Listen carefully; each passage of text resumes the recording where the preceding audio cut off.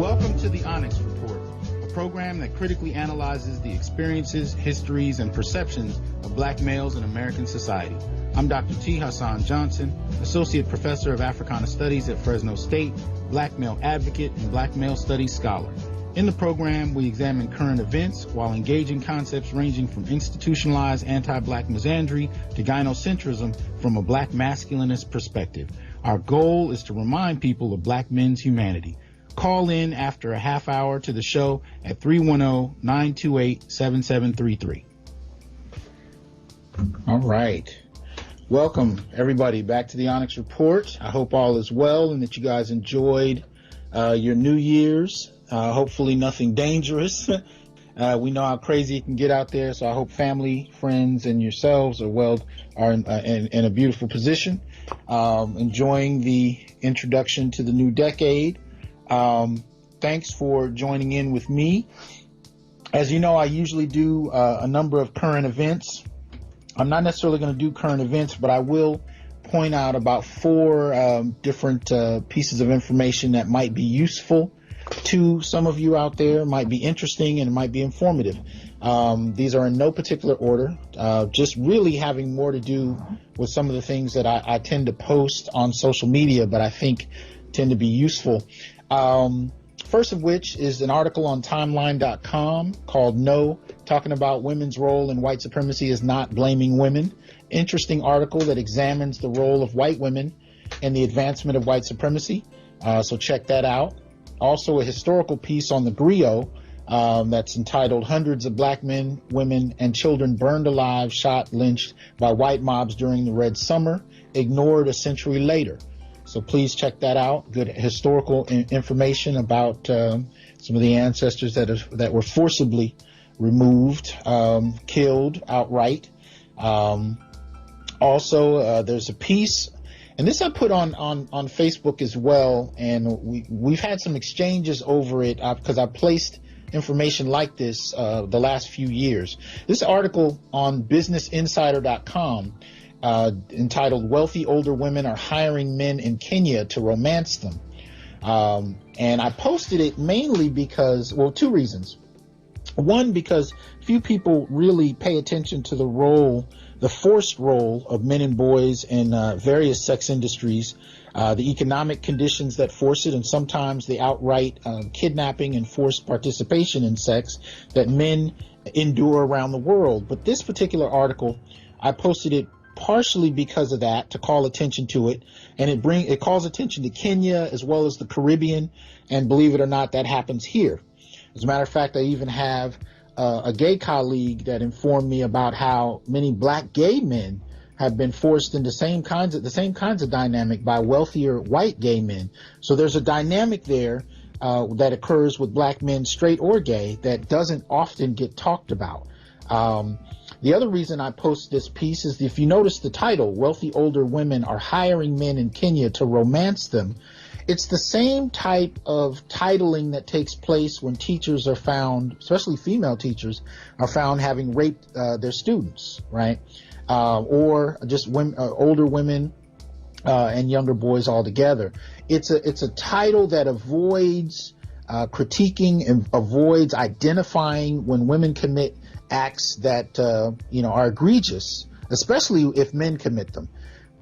You've never seen an article about wealthy older men going to another country for sex to romance them. It's usually called rape, it's usually prostitution, or whatever other terms are brought to bear. And part of the reason for that is something that I've said for the longest. We don't really know how to account for female acts of evil. We don't really know two things. We don't know how to account for female acts of evil, and we really don't know how to conceptualize black male vulnerability. And those are two things that create blinders for us that prevent us from really grasping what's going on in various types of human engagement. So that piece on Kenya, again, is on businessinsider.com. Very interesting piece. There's also a few video articles as well as some filmed works that I've seen that deal with this issue. But this article is exemplary of how we deal with this, because what it attempts to do is frame these older, wealthier European women as lonely, and they're coming down there and participating in this sexual economy out of loneliness, out of destitution, not destitution financially, but or kind of emotional destitution, even though they are the aggressors, and they're really not doing much different than what we've seen in other situations where the genders are reversed.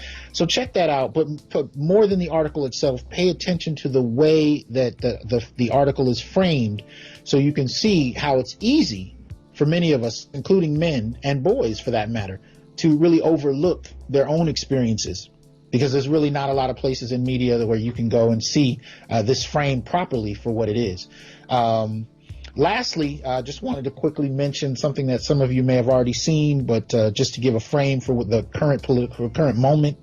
The city of Dallas dismissed from Botham Jean's wrongful death lawsuit. So that's an interesting story on the root, as you can find that pretty much anywhere if you Google that as well, but something to keep abreast of when it comes to holding those in power in check and the limitations of that. Today, we'll probably have a few surprise guests drop in, but the theme of today's show is twofold. The first is to address black male depression / suicide. So we're going to look at that, having come off the holiday season, from Thanksgiving to Christmas to New Year's. We tend to notice the suicide rates go up, and we tend to notice that feelings of isolation and loneliness increase, even amongst some who have family around them. But I like to focus, as you know, this show is entirely focused on black males. So looking at the experiences black males have had in regard to depression and suicide, especially during the holiday season, but not limited to that. And that rolls into the second aspect of the show, which deals with what I'm calling a new level of brotherhood in 2020, and what that is and why it needs to be. All right. So those are the two, areas of focus for today's show, mainly because I think it's necessary. I think it's necessary to acknowledge the vulnerability, the depression, the acts of suicide, as well as the need for a new brotherhood and an outline of what that is. And this is going to be a sketch, in the sense that it's an open sketch that we can develop, hopefully, in a larger context. This is not something I am merely proposing that other people do. I'm saying I'm trying to open the discussion and allow for that to be something we build on together, because I think it's necessary. Now, the reason I start with depression is that, contrary to what some of you may think, because I don't tend to get a lot of callers, but what I have gotten, even when I started my blog, is I get letters from men, really from around the world. I've gotten them from Africa, I've gotten them from Europe, I've even gotten them from Asia, but black men around the world, of course, quite a few in the U.S. and especially in the academy, from graduate students to professors, who will comment on the things that I bring up, but can't really afford to go public. And I understand that. But still, I get these letters, and, I tend to ask them if it's okay to share certain things, especially their names. And I never want to out anybody like that, especially if they're sending me private information or whatnot. But, I tend to get a lot of letters from black men who have experienced different types of misandry, who have been accosted because they were black men, not only by the state or by the family court or the court itself, but even in their own intimate relationships. I also get men who are on the verge of suicide. I've gotten a few. I've gotten brothers who were in the military and forcibly removed based on accusations that were baseless and with no evidence. I've had brothers write me about being fired from jobs at the accusation of unbecoming behavior, again with no evidence. I've had professors write me to tell me stories that reaffirm what my mentor taught me when I was an undergrad, that your career is in the hands of every student, but most particularly, as he used to put it, every 17-year-old girl. That's real. And a lot of black men experience it, but can't afford to enter the public sphere in a space for debate for one reason or another, whether it be family or whether it be, the potential loss of a positive reputation. But they share these stories with me nonetheless. And they're heart-wrenching in some instances.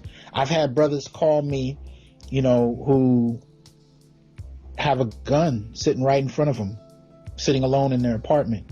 A couple weeks ago, I'm going to say about a month ago, I posted on Facebook and Twitter. I asked black men, who reaches out to you to see if you're okay? And there were many that wrote publicly and privately that no one does.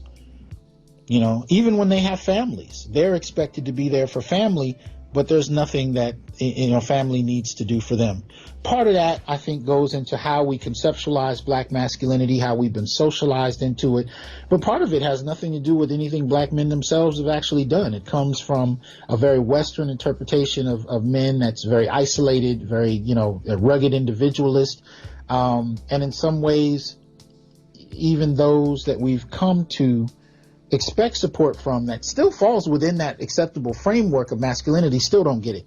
So, it amazed me this year to hear how many black men wrote me to say, nobody does, nobody checks, nobody calls unless they want something, unless I'm providing some resource. And I'm not only talking about single men with no children who live by themselves. I'm talking about men with families, men with multiple kids and who are married and on the outside seem happy. Right? And these are the people that I really want to identify, because these are not the people that people think of when it comes for extending support, emotionally or otherwise, even financially. Especially during the Christmas season, we know that expectations tend to run high when it comes to gift giving and so on and so forth. But you find that there's a cadre of black men who tend to go overlooked. And I want to, hopefully in the course of this show tonight, speak to some of those men. I even had one brother who I reached out to. I've never met him in person, but, you build relationships with people over social media. So you know them through the conversations you have, but that's kind of it. And I realized I hadn't heard from him in a while. He usually would comment, on some of my posts. And I just reached out to him at random, wrote him and just said, hey, man, how you doing? And he told me he was sitting in his car and he was facing a wall and he was getting ready to rev the engine and drive straight into it. And all it took was someone reaching out to pull him back from that edge, and to me, it was just really a random moment, but it made me think about how many black men had reached that point, and myself. I mean, I think we all experienced that cliff at one point in time, at one point in your life or another. But it definitely is a different thing when you have people that reach out to you, people that care on a regular basis and really have no, self-interested motivation behind what they're doing, other than just to extend love to you. That's something that I noticed that it doesn't seem to cross people's minds that many men need. And so I would urge you, if you're hearing this, to reach out. And I would say that year round, but especially during the holidays, right? Because there's a lot of social practices that tend to go on that are all about celebration and camaraderie and support and all of that. But we really underestimate how many people don't have that. But even those that do, they're in the party, they're at the family gathering, they're doing all of those things, they're buying gifts, they're celebrating, they're participating, they're serving their role in the family, but they won't tell you that nobody's reached out to them. Nobody sat with them and just said, hey man, how are you doing? Or is there anything you need? Or just really letting them get something off their chest, just loving them enough to be present. It's amazing to me how much I don't hear that. And that's of course supported by the kinds of practices that go on. If I just do a cursory kind of overview of 2019, when I think about the perception of men, but especially black men, I can understand why, this kind of incentivizes people to not think of black men's vulnerability, black males across age, I should say. And, I can think about how all of those things, kind of dovetail together when everything from policy to media reinforces the idea that it's not necessary. Black men don't really require that. It's not needed. So, it's that to be ignored. So when I think about the 2019, and I think about how black men and men in general were perceived, some of the things that come to mind are like the notions of toxic masculinity. Now, this is something that I've heard the last few years in the academy ad nauseum, often without any kind of qualitative or quantitative data to back it up. But it became popular and almost with a religious zeal accepted as a truism, so to speak. But toxic masculinity, this year, I noticed not only in the academy, but having transitioned into the mainstream, almost unfettered. I think of everything from the Gillette commercials to the blog articles about how black men, are spoiled. There's only self-interested. They don't care about anybody, things of that nature. And I think about that kind of wave of toxic masculinity. I think what it did was it dehumanized men, especially black men, that much more in the eyes of others. When I think of the accusations against black men for not defending women, I haven't posted it in a while, but for the last couple years, I've kept the same post and I've reposted it, and I have people contribute articles of examples of black men protecting women, whether it be family members or whether it be strangers. Black men extending out, going out, protecting people, even at the loss of life, right? And I've even announced some of those on my show in the last couple months, but still, this accusation comes up and it's widely received. And it's definitely something that I've seen in social media being hotly debated back and forth. But I haven't seen that with any other group of men. And it seems that no matter how many sacrifices black men make, it's still not respected as such. They're always treated as isolated incidents, despite evidence, that suggests the contrary. Black men not being fathers. This is an interesting one. Because regardless of what the data shows, and I think we've talked about that before here, that the data does actually show that black men tend to be more participatory in child rearing than even other groups, other racial groups of men, the common stereotype of black men not being fathers, black men not being present, prevails, regardless of the data. I even had at one point somebody come on to one of my posts when I posted that data again about black men and the rates by which they support family and particularly kids. And the person said, well, that's not what my friends and I see. And I'm like, this is interesting. So you can actually be presented data that has been, verified, that has actually been conducted, a series of, and none of that is relevant. You know what I mean? Because the stereotype is so prevalent about black male debauchery, and this even goes back to slavery. This long precedes discussions about actual fathering, but it's accepted, right? What I've seen also this past year and previous years as well is that certain black celebrities are somehow reflective of all men, all black men in particular. Whether you're talking about R. Kelly, whether you're talking about Bill Cosby, the discussions around those particular celebrities are not just about what those individuals did, but how those individuals are somehow representative of all black men.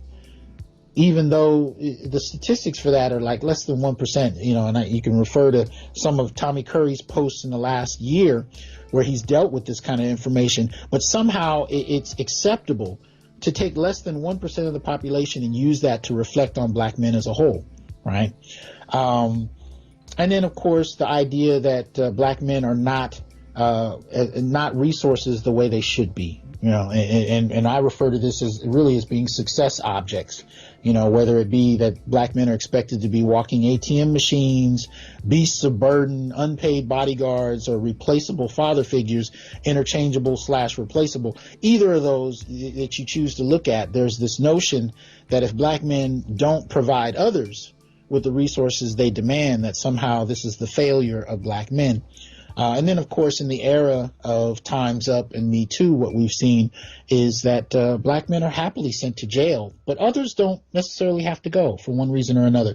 And so it's these kinds of elements in the last year, looking over 2019, that I see really impacting how black men are perceived. Now, some of the positives I've seen over the last year is that I have seen black men being, coming together, especially via social media, and having dialogues that were difficult to have before we had this, this technological movement where people could really reach out and talk to other people all over the world just through their phone or their computer. I'm starting to see more black men gathering, having critical dialogues that I haven't seen before, and asking questions. one of which I'm going to deal with in my next show, in terms of happiness and what happiness actually looks like for black men.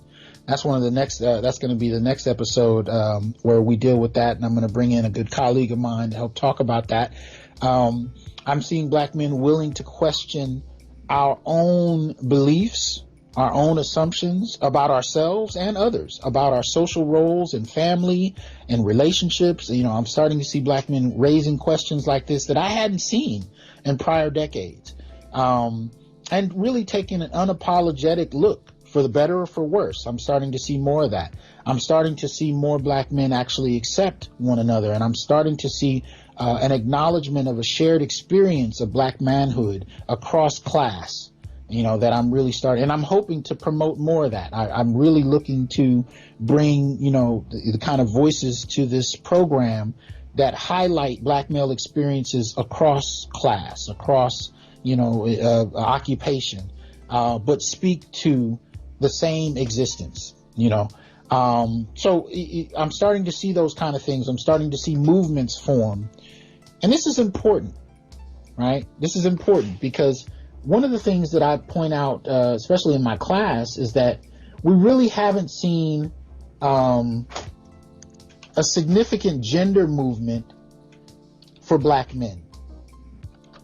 We haven't really seen that. Right, we've seen a feminist movement in mainstream society in the 1960s, unless you want to go back to the 19th century, but at least from the 1960s on, we saw a black feminist movement from the late 1970s forward. But what we haven't really seen is, you know, a movement for men, and I think that has been something that is happening for the first time that I've seen in my lifetime. It is happening, but it's not publicized in the same kind of way. It's not given any major platforms like you've seen with other groups. Other groups, you know, had television access, film access, you know, academic access. I mean, to this day, you can't get a degree in anything related to black males in a formal sense. I mean, unless you go to Edinburgh and look up Dr. Tommy Curry, you actually have to go to Scotland. But in a formal sense, getting a degree on anything related directly to black males, especially if that's in the title of your degree, you'll have a hard time in the United States finding anything like that. Yet for other groups, you can find that. And I think there's something to be said about what that means, right? So as we are in a climate where that's the going dynamic, that's what's acceptable. The gender movement that we do see happening has gone through several stages already in the last 5 to 7 years, depending on where you clock the beginning of it. And it's occurred mainly on social media because black men have a different experience. You know, you're not necessarily going to see black men in the streets holding signs, and there are reasons for that.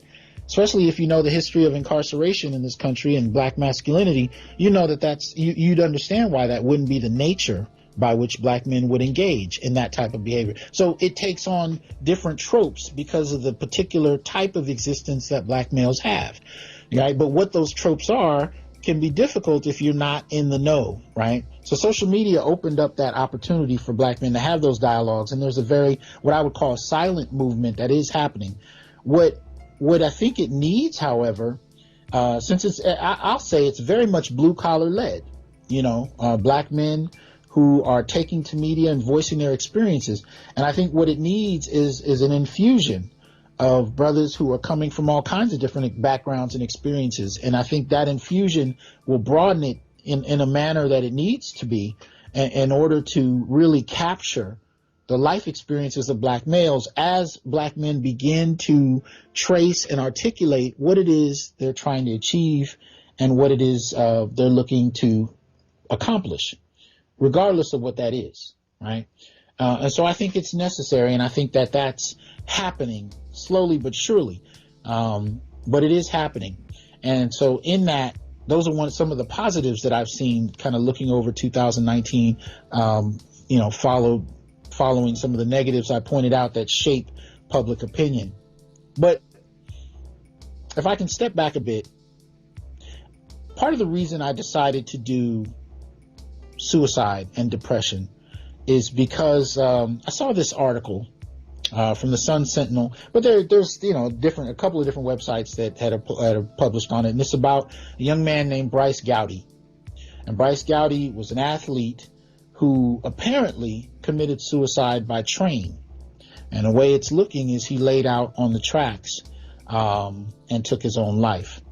And his mother apparently posted a video talking about what he was going through, the difficulties he was experiencing, how his family was homeless, even though he was a prospect as far as college athletics. He himself was a teenage football player. Let me see the website I have up here. Sorry, it has all these extra advertisements on it that makes it difficult. But he was a teen football star about to go to Georgia Tech on a full ride. But he and his family had no place to go. He was quite depressed. He was worried about, the impact his needs had on his mother, both of whom were dealing with their own distinct demons, psychological demons, so to speak. And he took his life. And I found it interesting. The mother, of course, like I said, she did a video where she is, in turmoil, as any parent would be, about the loss of their child, especially at their own hand. And as the article that I read goes on, it begins to talk about how she addressed him when he came to her. And, this is not to denigrate her at all, because I think this is actually quite par for the course in terms of how people see black males. But at a particular point in time, she kind of told him, that he just needs to stand up. He needs to deal with it. He needs to handle it and, and kind of take responsibility. And she said because she's dealing with her own demons. Now, again, I'm not really talking about her, because as a parent, I can definitely say that, I've done my best, but I have no idea what kind of mistakes I may have made. And I'm more than sure that my son will let me know, as I've let my parents know ad nauseum. And that's what kids tend to do when they reach a certain age. So I as a parent, I can relate to, doing the best you can and not really knowing what impact it'll have until, you see what happens with your child. But her approach to telling him to just kind of man up, and that's my words, not hers, but that was the gist of it, is not unique to her. It is a perspective that's rooted in, I think, how black males have come to be seen, where, again, going back to Tommy Curry's arguments in The Man Not, we don't really know how to perceive black male vulnerability. We don't really know how to make sense of it. We don't know how to be empathetic toward it, and we don't know how to support it. And I think that's part of what was going on here. I doubt she knew how on the edge he was. And I don't think she said what she said out of carelessness, but I still think it comes out of a very particular framework in terms of how we see men and males across age, for that matter. Because even young men as young as 5 are told to man up by family members, by parents, very early age. I've seen toddlers, black male toddlers, whose parents, fathers and mothers, will tell them to man up, very early on. And when you relate that to statistics that show that black males are perceived as older than they are, starting at the age of 5, you can really see now that's even in school systems. That's even in daycare. That's not just parents and families. So anyway, you can see the impact that would have, right? But as we talk about this, I think I brought this up in the prior episodes with my interview with Jelaba Baba. Hello. Hey, how's it going? All right. Is that Dr. Neal? Dr. Nifley, yes, sir. You can just call me Dr. Steve. Nifley. Okay. Yes, because I have a few people coming in, so it just kind of added you in. I didn't know you were there. How you doing, brother? I'm doing good. How about yourself? Doing well. I'm glad you came in when you did, because I was just about to give the suicide rates for black males, and I was talking about the teen athlete Bryce Gowdy, who apparently committed suicide by train. He laid on the train tracks, apparently. And what I was about to point out is since I presented this in my last show, but from 1999 to 2017, there have actually been 23,295 black men or black males who've committed suicide. And that's almost to the number, 20,000 more males than females. So there's definitely something going on in the black community that is not just a black issue, but it's very specific to black males. As one CNN article reports, it says the study is in line with earlier research that has shown that African American boys, especially younger boys between ages 5 and 11, have experienced an increase in the rate of suicide deaths. In black children ages 5 to 12, the suicide rate was found to be 2 times higher than compared to white children, whereas among girls there was a statistically significant decrease in suicide attempts from 1991 to 2017. There was not a similar decline amongst boys. Now you yourself, you wrote a number of pieces actually, but the two that stood out to me, well, there was the piece that we initially met on when you did Suicide in Black Males. It was Silent Frustration, Depression in the Black Male. But then you did another piece, Suicide in Black Males, Understanding the Hatred Within. And I was hoping that you could drop a word about depression and suicide as it relates to black males in 2019, 2020. Sure. So there are a couple of things for us to consider there, but two main ones, at least in this space, for us to think about. The first one is thinking through how we might miss depression or suicidality in black males because it doesn't present itself in the same way that we otherwise might see for other populations. And one of the main reasons for that is because black males have not been allowed, based on socialization and specifically around their race and gender, to be able to express emotion and to be able to own challenges in their lives in the same ways that other groups have been allowed to do. And so because of that, many black males are seeking out or are committing suicide or attempting suicide via suicide by friend, suicide by cop, suicide just like with the young man that you were referring to, through other lethal means that we otherwise might not look for. Another way that we miss depression is because we confuse irritability and anger with experience versus sadness or anxiety. Absolutely. And so when we see a black male that has experienced sadness but is exhibiting it in terms of this irritability or anger, we're more likely to place a deviant tag on it as opposed to saying maybe he's depressed or sad. And I've noticed that the two primary responses that I've seen are either anger, or in terms of how people interpret it, they either interpret black males' behavior as angry or as he's okay. There's nothing wrong at all, right? Those seem to be the two things that I tend to notice most in how people receive black males. And then when you kind of scratch under the surface and find out how much he may be going through, it's a whole different story. But why do you think that is, that, people can tend to overlook, black males to that degree? Yeah, so there's been some studies that have been done that look at brain imagery when we or other folks look at black males. And a part of the brain that lights up significantly is the part that's connected to fear. And so oftentimes when we see black males, we see their behavior as dangerous. And so when we look at black males, we're not seeing them as someone that has the potential to be sad or to not be able to cope with challenging situations. Instead, we see them as someone to fear. And so because we have that filter, when we see a black male that is depressed but is exhibiting it in terms of irritability and anger, we're more likely to be fearful of it based on that ideal of deviance or that perception that that person is engaging in what would be expected behavior of them. So we would expect a black male to be angry. We would expect a black male to be irritable because that's what society says that black males are only capable of being, is angry black men. Absolutely. And let me point out that Dr. Stephen Nifley is the assistant professor at Spalding University and School of Professional Psychology, as well as the associate director of the Center for Behavioral Health. Is that still accurate? That is still accurate, yes, sir.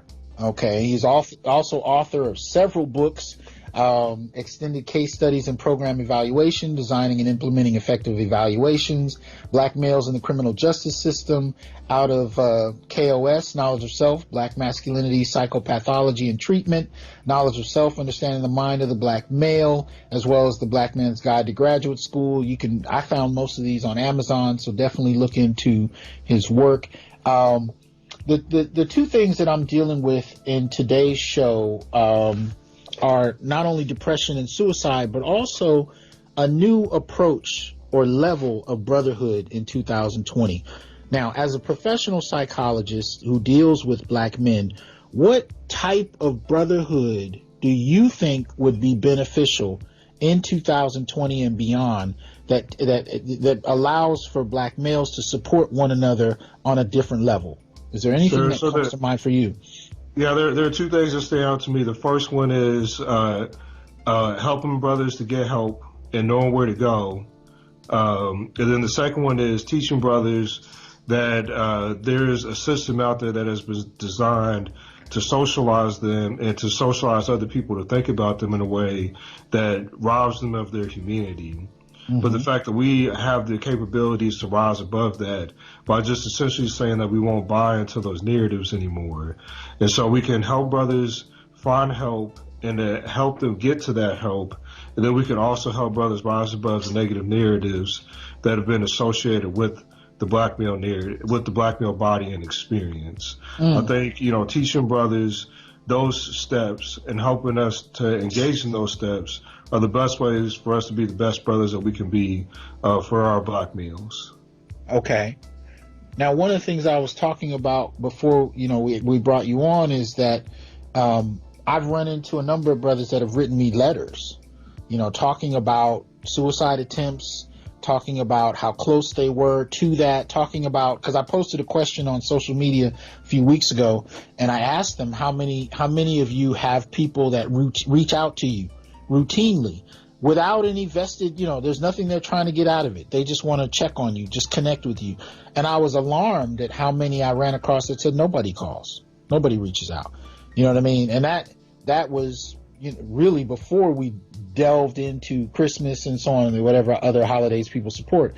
But that kind of dynamic where you have, these men in isolation, right, with nobody reaching out. And I mentioned that I even reached out to someone just on a lark, and it turned out that he was, really, this happened actually, I had one reach out to me and I reached out to another, but they were on the verge of committing suicide in that moment, right? And having another black male who could finish their sentences in terms of what they were experiencing, but just having that reach out, made a huge difference. What do you find in your research as far as that? Yeah, there's significant power in the phrase, "Are you good, bro? Are you good, brother?" Right? The intonation, the inflection connected to that allows us to communicate a long narrative about how we care about another brother, just in that simple phrase. And I think just being able to offer that up to any brother that we see, especially the ones that we're worried about, I think is super powerful and something that we should be asking more of. Any other people that I'm connected to that are black males, I'm always asking them, every time I see them, "Are you good, bro? And how are you taking care of yourself?" Because those are the two things that black males need to do more of. Is check in with each other, like you're saying, but then also like finding ways to take care of themselves and one another, because oftentimes we're not afforded that space to do so. I mean, self-care and black masculinity are oftentimes on two separate planes of existence, because we are always held to these expectations of either trying to do what society says that we should do or trying to adhere to these expectations that our own culture has of us.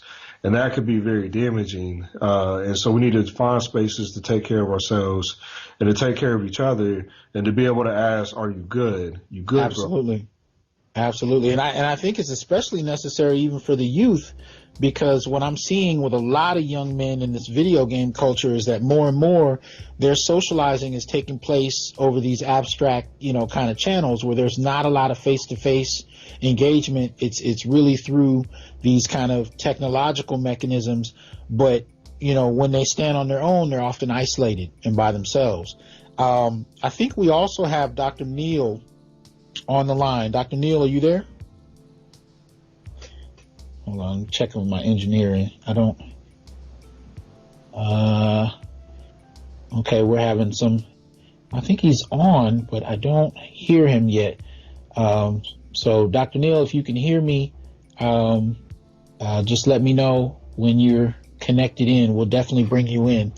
Now, in terms of brotherhood, what I tend to notice is the way we're socialized. We're almost kind of gunslingers at the OK Corral. We kind of stand on our own in many ways, and that's definitely something I want to see change in terms of black men addressing one another. And here's the other thing: the stronger I've noticed men are individually, and I think this really goes to everybody. The stronger you are, the least people think about you when it comes to what you may need. You know what I mean? If you hold a certain position in the family, and people don't literally have to regard you because you're always there for others.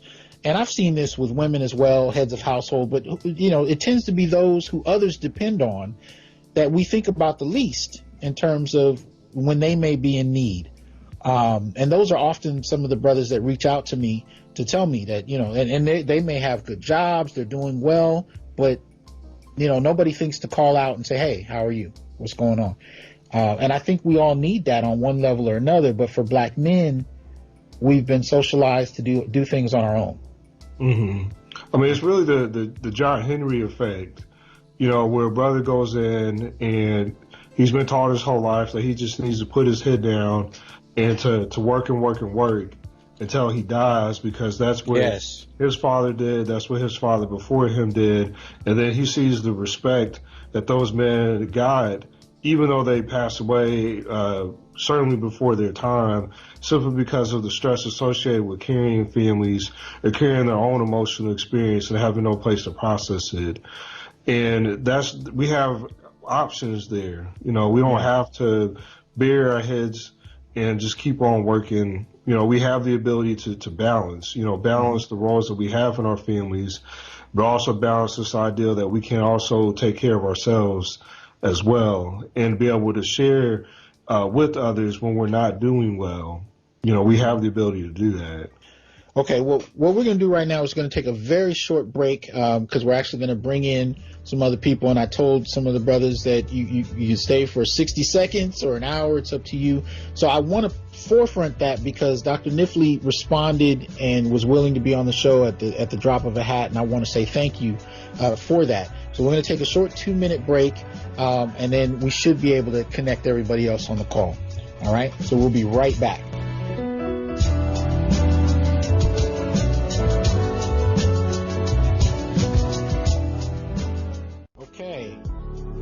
I think we are back. All right. And so we also have alongside Dr. Nifley, we got in Dr. Neal, Dr. Ronald Neal. Both of these brothers have been on my show in the past. Dr. Neal is associate professor in the Department for the Study of Religions at Wake Forest, author of Democracy in the 21st Century, Race, Class, Religion, and Region on Mercer University Press, and the upcoming book Beyond Death and Jail, Hip Hop, Religion, and Mass Incarceration. So welcome, Dr. Neal. Thank you, sir. Thank you, sir. All right. We're going to go over a little bit today's show because we managed to get in these brothers, and I want to give them some time to address the issue. But as I said, the issue is we're dealing with grappling with depression/suicide and a new level of brotherhood in 2020 and what that means to you. Any comments, Dr. Neal? Yeah, I want to be real concise with this. I think what we're dealing with, and particularly with this particular case coming out of Florida, is another manifestation of a breakdown, a cultural breakdown, in terms of how we understand black men in relationship to how black men have been formed historically. So when I look at these stories about suicide, and particularly his mother's response to it, it is clear to me that there is a breakdown in terms of how black men have been formed in any kind of stoic manner. So we have this Stoic creed, a Stoic understanding of masculinity, where we kind of repress or suppress our emotions, where we have been kind of socialized to have a kind of strenuous understanding of what it means to be a man. That is, reading this story, it was I couldn't help but think about this young man who felt the burdens of being a black male, black man at a early age. His mother, I mean, he's in a situation where he was homeless, dealing with poverty, destitution, and dealing with the burdens. I've written about this, the burdens of black masculinity. Okay, this idea that you have to be a savior, this idea that you have to uplift your mother, your brothers, your sisters, and everyone else. He was a football player. We understand the kind of tropes that go around football and masculinity, and it seems to me that he lacked the kind of buffers, the kind of cultural help, supports that would kind of propel him into living out this kind of masculinity. And this is something that has been kind of consistent over the last 20 some odd years. I mean, we can go back to the 1990s. I mean, this narrative about black male suicides is a very deep narrative that has kind of been in the public domain for over 20 years. I mean, you can go back to people like Mike Tyson. Mike Tyson tried to commit suicide. He drove his car into a tree at one point in his life when he was at the height of his success. There are just deep beliefs that we have had that goes back to slavery, that we have to really contend with. And this is just one case, one manifestation of this long kind of trajectory where Stoicism has broken down. We don't have institutions. We don't have an ideology. We do not have any type of mechanisms that allow black males, young black males in particular, to be vulnerable, to express fear, to express anxiety, to express their deepest worries about the future. And it seems to me that this young man who committed suicide, who stepped out on a train track, was a casualty of all of this. We simply do not have the language to deal with this reality. And this is what we're confronted with right now. And I'm sad. I wish I can say that we have other type of mechanisms in place to deal with this, but we simply do not. One would think that religious institutions, the Abrahamic institutions in terms of the church, in terms of Islam, in terms of Judaism, what have you, would be there to help foster a type of healthiness that would take us beyond this, but they simply do not exist. I hear you. It's interesting when you point out, and for Dr. Nifley, and I think we still have one other guest we're trying to get on. It's really a free for all at this point. We're going to go on till about 6:15 Pacific, so feel free to join in. But one of the things you said a moment ago, Dr. Niels, when you talked about not being able to express and the stoicism that is socially expected from black males. I ask my students in class every semester, about that. And, the first response is always no. We have no problem with black males expressing themselves and so on and so. And that's something we've heard since the 1980s. But then I start to give them examples where, say, you go into a restaurant. This is actually a true story where I saw a man in a restaurant at a Red Lobster, and the waiter wasn't happy with the tip he gave, and he attacked the father of the family in the parking lot, right? And I asked my students, how would you perceive this father figure who, instead of fighting back, falls to his knees and says, "Please don't hit me," or and they all start laughing, in particular. And then when I get them to explain it, especially the young ladies would say, "No, I wouldn't be attracted to that. I wouldn't want that around me." And I'm saying, now see, that's where the rubber hits the road, right? We say we're open to that, but when you don't see men, when you see men who are not serving in these protective and provisioning roles, there is a social punishment that comes with that. And that actually, when you talk about this thing called toxic masculinity, that is toxic masculinity. Toxic masculinity is our inability and unwillingness to embrace black males in their deepest sense of vulnerability, in their fear, in their anxiety, in all those things that we associate with being unmanly. That is toxic masculinity. It's a kind of toxic masculinity that is not something that's not just embraced by black males or sustained by them, but it is cultural wide. It's a societal phenomenon. This ideals that we cannot be vulnerable. That is toxic masculinity. And so when we talk about black men being weak and being soft and all these sorts of things and being fearful and whatever, and black males not being able to endure death and pain and all of these things, that is toxic masculinity at its core, at least in terms of how it's being framed in the popular domain right now. So this young man, so in many respects, this man was a victim of that. This young man, his mother, in terms of the narrative that has been given up to this point, his mother telling him to man up, his mother telling him to toughen up and endure. You're talking about poverty. From what I saw in that story, we're talking about homelessness. Yes. We're talking about deep deprivation. How is it that a teenager, 17, 16, 18 years old, is supposed to deal with something that he had no control over? He had no control over how he was born into poverty. We don't know the particulars, the details of his mother's life, the choices that she made, but yet he has to be responsible for all of this stuff. Yeah. And we're not living in a reality where you can finish high school at 17 and go off on your own.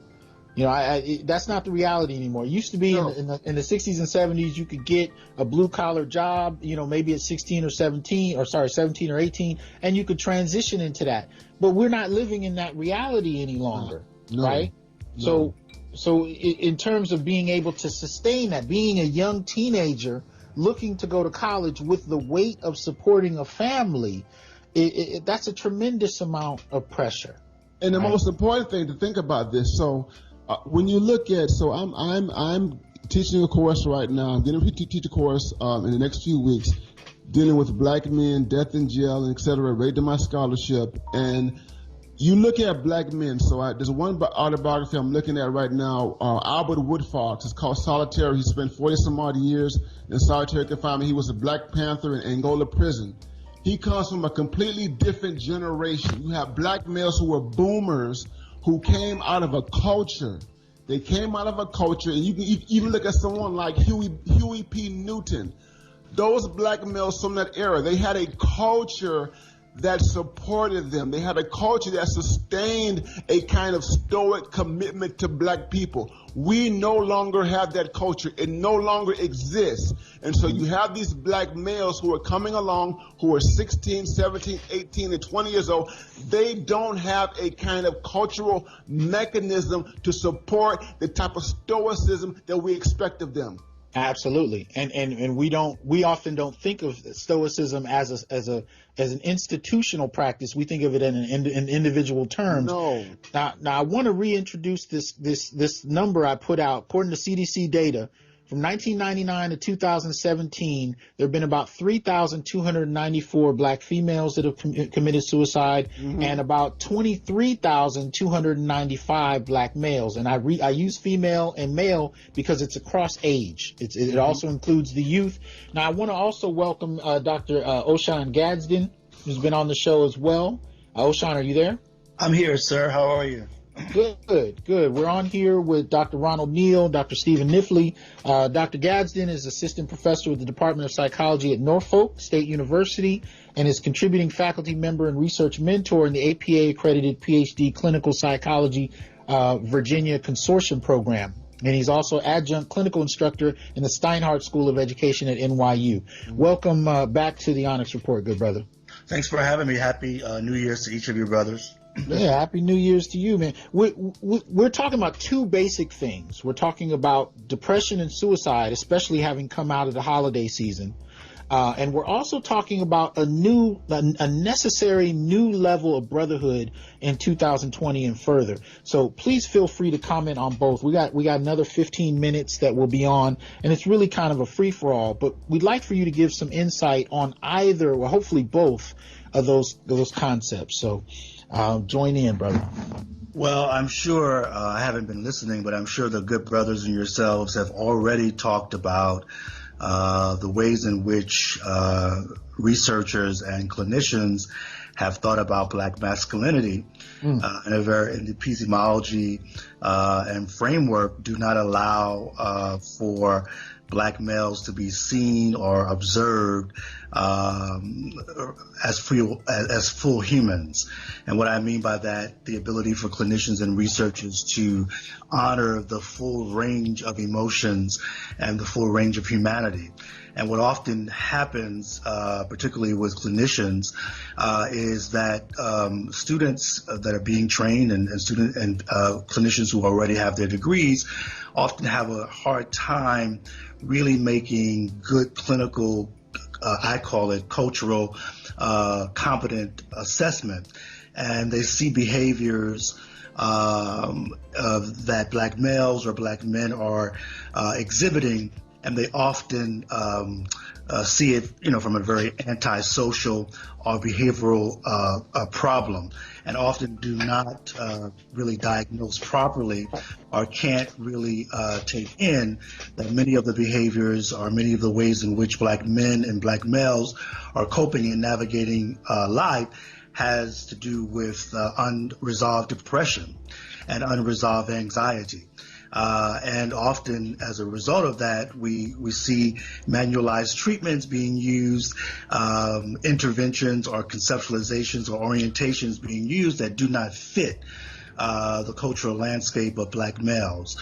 And so black males who are in treatment often are mistreated or misdiagnosed, and really are not able to really explore from a cultural, spiritual perspective the things in which they are carrying and being healed as a result. Those are the first things that come to me initially about this conversation. And I think to your second piece about brotherhood and us needing each other, I think, obviously, from my perspective, this is something that is really missing, and I really would like to develop a real city-by-city initiative where we can have black men like ourselves come in and, whether it's a community center or whatever the context is, bring brothers together and really have open conversations about some of the things in which concern them. And to really build this mutual accountability, but not only a mutual accountability, but this real presence, let me just back up, I'm sorry, just this real opportunity for black men to know that there are other black men that are navigating some of the same intersection or multidimensional issues, and really equipping men with skills that enable them to hear each other and to be able to not only point them and refer them to spaces where they can heal in greater ways, but to use our similarities as a way to connect us spiritually to one another and to hold each other up in consciousness. And so I really think that those things are needed, not only in a clinical sense with psychotherapy groups, but really in a community perspective or a community context, whether that be community agencies, whether that be churches or synagogues or spiritual communities, where we really develop some sort of structured initiatives around black brotherhood and mutual accountability. Thank you. Thank you for that. Anything else on brotherhood? Now, I have two psychologists, and my brother Dr. Neal is in religion, and I asked you guys, because of your training, because of your experience and in the context you work in, about this, because I think it's important, and I think we underestimate it. But other approaches to brotherhood in 2020, what is not happening enough? And can be built upon?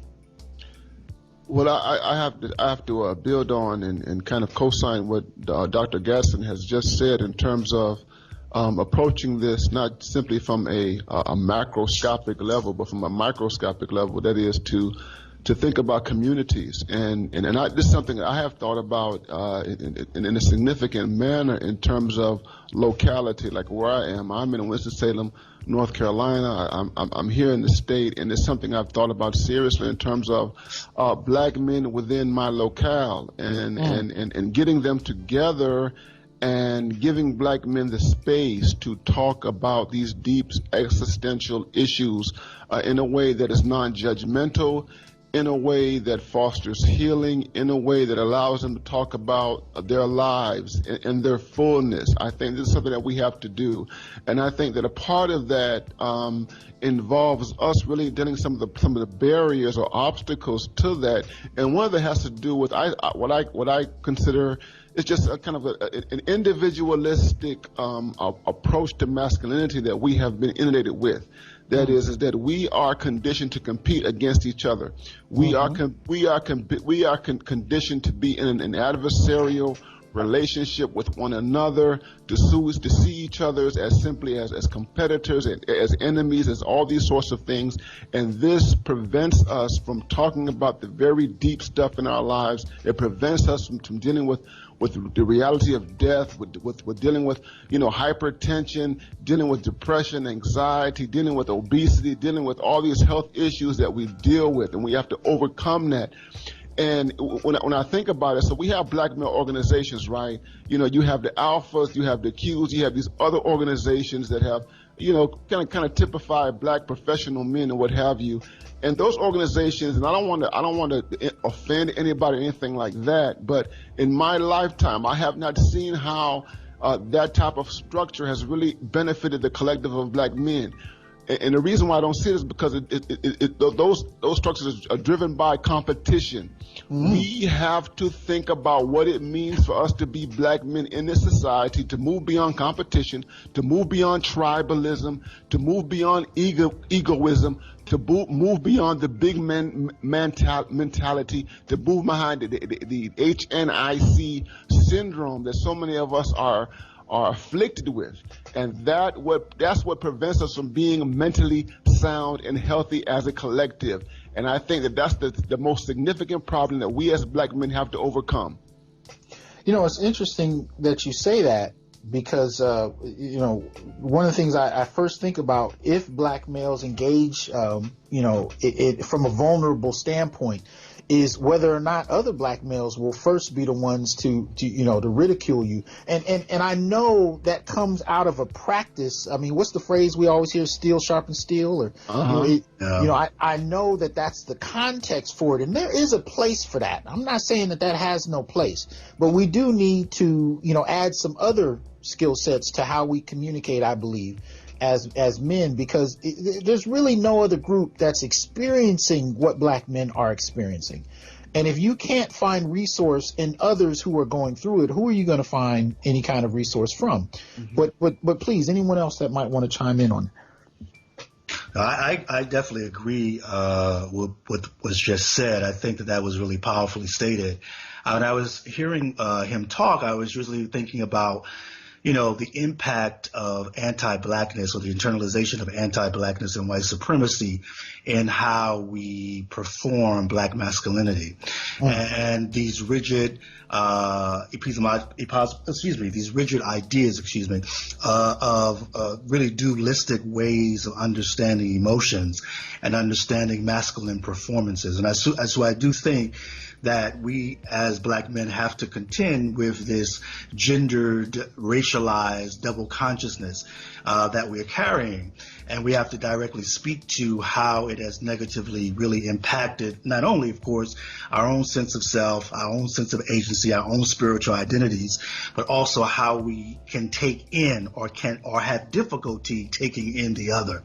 And so I do think that we really do have to continue to talk about those subtle ways that whiteness and white patriarchy and hegemonic white ideals of masculinity and emotionality have creeped into the psyche and emotionality of black males. Call it out and begin to challenge ourselves to more progressive and fluid and open and vulnerable, I don't want to say performances of masculinity, but maybe masculine being that will inevitably, from my perspective, open us up to, of course, healing, individual wounds, but healing cultural wounds, and then taking that healing out to other parts of our community and other people or persons, children, wives, sisters, mothers, etc., etc. Yeah, and I have to say this. So the young man that we're talking about, so he was an athlete, right? I mean, we're talking about a form, a performance, an arena of masculinity where we are, driven to be competitive. This is, football, sports, and all that represent the kind of the quintessence of American masculinity, the quintessence of what it means to be a man.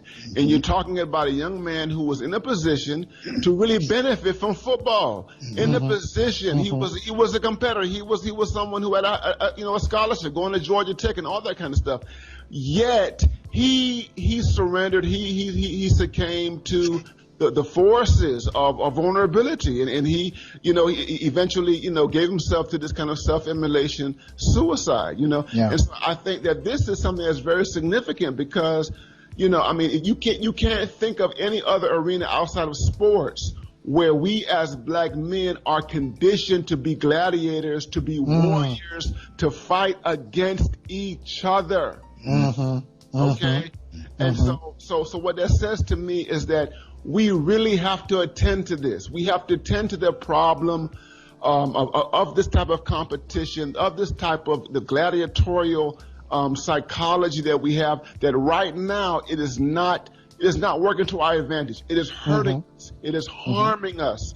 And when you think about it at larger levels in terms of upward mobility in the professional arena, when you think about capitalism and all that kind of stuff, you have to really step back and say, listen, we have to come together and do something that is radically different. So as I was thinking about Dr. Gassner as he was talking, I'm thinking about 50 Cent. We know 50 Cent, and we know 50 Cent and the beef mentality. We know 50 Cent and the kind of emasculating type of enterprise that he's been involved in for most of his career. You're talking about a black man who was over 40. He's 40-something years old, and he has defined himself as a black man who has been in beef with other black men. You understand what I'm saying? Right. This is the kind of anti-blackness that Dr. Gasson is talking about.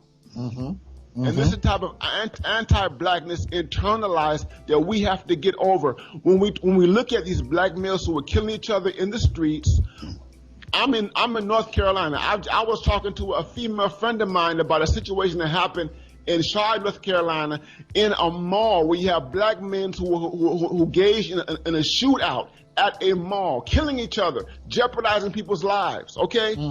And I can't help but think about the internalized self-hatred that exists within so many of us that we have not dealt with.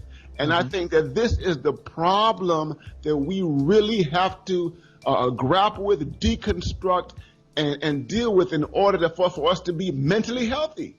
Absolutely. Now, I want to say we've just been gifted with about 16 additional minutes, so we have a little bit more time, and I want to reiterate my gratitude to the three brothers I have on, Dr. Neal, who just spoke, Dr. Gadsden, and Dr. Nifley, all of whom agreed to show up on the show at with no notice. So I want to thank all of you, and I let you guys know, you got 30 seconds, or you can stay the whole time. It's entirely up to you, but I really appreciate you guys chiming in. But with what you just said, Dr. Neal, one of the things that came to mind for me, and I know you guys have had this experience in teaching, I run across a lot of the kind of black males under the pressure of Mr. I think it was Bryce Gowdy was the name of the young man. Where is he? Who committed suicide. And one of the things that we don't talk about is the enormous amount of pressure, right? So in one vein, we're talking about athletes who often come into a university, in many instances academically unprepared, but have the pressure of providing for families at the age of 17, right? By going pro or whatever it is. And the pressure there, not only for needing to provide for family, but knowing that simply walking down the stairs can end your entire career before it gets started. At every moment, there's a fear and a pressure with whether or not you'll be able to achieve what is expected of you. But here's the other part. It's not limited to academics. I mean, to athletics. I have young men who are in my classroom who don't even have a major yet. They're not athletes, but they are expected to do the same things for family that we're seeing these athletes expected to do. And the amount of pressure that places on them. Does anybody want to speak to how pressure plays a role in this dynamic and what we might be able to do about that? So if I might offer up something here, brothers, this is kind of what I was alluding to with this idea of silent frustration, and having a conversation around that. So for many of our black men, we're expected to live up to these 3 Ps, if you will, being the priest, provider, and protector of our homes. But then at the same time, there's this expectation from the larger society that we're supposed to be dumb, deviant, and dangerous. And so on one side, we have these 3 Ps, and on the other side, we have these 3 Ds, and somewhere in the middle, we're supposed to reconcile, well, which one are we supposed to follow? And what happens when we're not able to live up to either one of those, and the consequences that come from that. And so those are the challenges that many of us are facing, is the tension and conflict between what society says that we're supposed to be and what our families are supposed to be, in this larger context that oftentimes prevent us from living up to the 3 Ps, and then encouraging more of the dumb, deviant, and dangerous perspective. You know, that was powerful. Indeed, indeed. Because, you know, I was thinking when he's talking, I was just thinking about this idea of gendered, racialized, gender role conflict, right? And I teach a course, I've been teaching it for a couple of years, and it's fascinating each semester, the psychology of black masculinity. And it's fascinating because I teach the course in a very theoretical but experiential manner as well. So a lot of what motivates, obviously, students at an HBCU to take this course is the fact that many of them are male, and black male, or identify as black males. And of course, we do have black women that also join the course. But when I think about pressure, when you gentlemen were talking, I was thinking about your point to the pressure that a lot of these young men are coming with that don't have families as of yet, who are still holding these internalized gender role conflicts around identity and around performance, which encompass mobility and economics, that they're holding, and that they're in many ways using their education as a vehicle to get to. But the other piece that I'm also noticing with these black men in this course, and of course some of my black male patients, is the pressure of unresolved trauma. And how many of our black brothers are holding so much trauma as it relates to sexual trauma, and to physical abuse, emotional abuse, spiritual abuse, that they hold in. And for many of them, this course for them is the first time that they feel safe enough to begin to say, well, oh shit, maybe what was done to me or what was said to me isn't proper or appropriate, or maybe what I really want to do. Maybe there's something else that I really want to do, but I've been limited by the perception of others or what others want me to do. And so I get to hear these stories of men who are just holding so much unresolved pressure that relates to trauma and relates to the perception of others that they have internalized, and that really motivate their performance and their idea of life. Now that's incredibly important, because one of the things that when I talk to my students in class, I actually ask them, questions as a group, and I've done this every semester for at least 5 years. And one of the things that I found is that even now, 17 to 20-year-old black males are expected to make 3-figure incomes as students to date the women that they are sitting in class with. So when we're talking about pressure and the internalization of certain types of masculinity, this is an internalization that I think has taken place on a very wide scale. Because if you're basically being told that you're not worthy while sitting in college in a classroom, you know what I mean? Because you don't make these unrealistic amounts of money. That's already a beginning point for a certain type of pressure that we can add on to this discussion. But when you also add in trauma, that is extremely profound and necessary to add to the dynamic, because much of the trauma that I argue that, you know, black males experience even from a younger age is not necessarily regarded as trauma when it happens to boys. Mm-hmm. It's regarded as trauma when it happens to other groups, but not when it comes to black, especially black boys. You know, and that goes back to some of that John Henry kind of, you know, pull yourself up by your bootstraps, suck it up and keep walking. But there's a point where, you know, there's a tremendous amount of damage that's done internally that doesn't get reconciled. And you're talking 40, 50, 60-year-old men who haven't been able to really reconcile the trauma they experienced in their teens, if not younger. And I think it's important to add the historical dimension to this. I mean, we're talking about generational trauma. Yes, sir. Yes, and sir. I think that, and I think a lot about a figure like Booker T. Washington. We have the story of Booker T. Washington, up from slavery and all of that. I think Booker T. Washington is paradigmatic for a lot of black males, okay? The kind of quintessential story of this black male who was raised by a single mother. He didn't know who his father was. It was ambiguity around that. He had to basically pull himself. That's the narrative that we're given. Pull yourself up by the bootstraps. Yes. And you become this type of savior type figure, okay?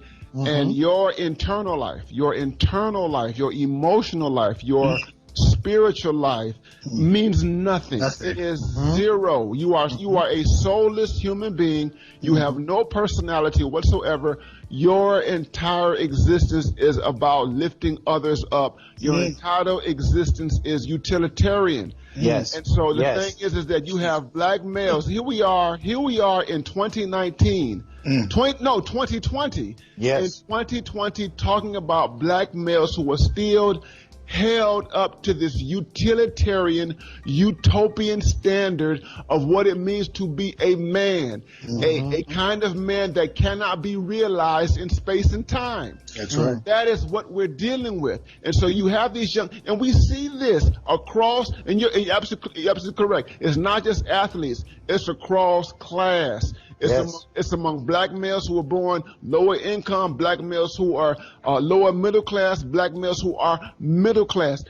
All black males, regardless of class, are expected to perform and live up to some utopian understanding of what it means to be a man. And it all comes at the expense of your personality, of your emotions, of who you are as an individual. And so it's not unsurprising when we succumb to alcoholism. It's not surprising when we succumb to drug addiction. It is not surprising we succumb to all sorts of, sexual maladies or what have you. It is not surprising when we do that because we are still holding on to an idea of masculinity that is rooted in some late 19th century, even pre-19th century understanding of what it means to be a man. Yes. Absolutely. And I see that. Oh, I'm sorry, brother. No, go ahead. I was just going to say I see that so much with patients, black male patients who come individually and in couples. And when I ask black men, so how do you get your needs met in the relationship? What do you, how does she, what does she do for you? What do you get out of it?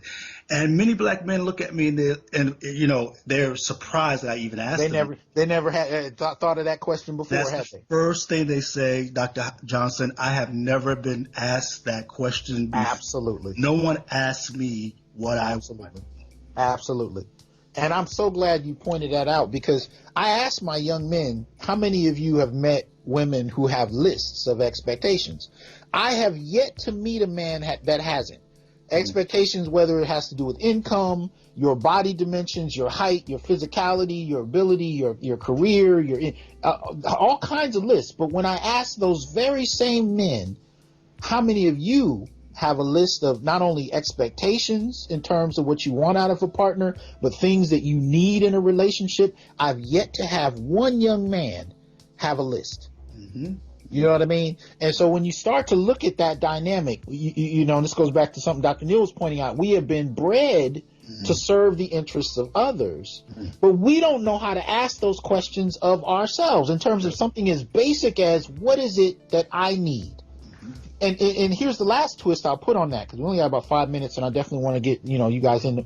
But the last twist I'll put on that is, even for brothers that have achieved what we were told was success, whether it be degrees, whether it be income, whether it be fame, what you often find is that those brothers are still not necessarily happy in one sense, but often are not in situations where they are receiving back what they thought would come with those successes. You know what I mean? They don't get back, whether it be in intimate relationships or even in social friendships, they don't get back what they were told they would get, right? Because as men, we're raised on the notion of the hero's journey, right? Where you go out in the world, you achieve what you're said to achieve, that makes you a good man, a constructive man, and in return, you'll get love, you'll get support, you'll get adoration. No, I think at the end of the day, I mean, we are still regarded as being disposable. We are still seen as usury. We're still seen as, you know, tools to be used for the benefit of other people's interest. It doesn't matter whether you're a doctor, an engineer, a professor. It doesn't matter what, you know, where you are. I'm a working class black male who works for, you know, Pepsi or UPS or whatever, you know what I'm saying? And it does not matter. You understand? I mean, there are no rewards. There is this type of idea that, you know, the type of meritocracy and everything that comes with it, and struggle and the rewards of success, the spoils of success, it's meaningless to all of us. Okay. Because we are still seen as being outside of the purview of American, you know, the American type of formulaic of what it means to be a successful man. And we lack we don't receive the type of respect and the regard that, let's be honest, that white men receive. Other men who are not black, who achieve those sorts of things. It doesn't happen for us. We're still niggers at the end of the day. Well, we got 3 minutes.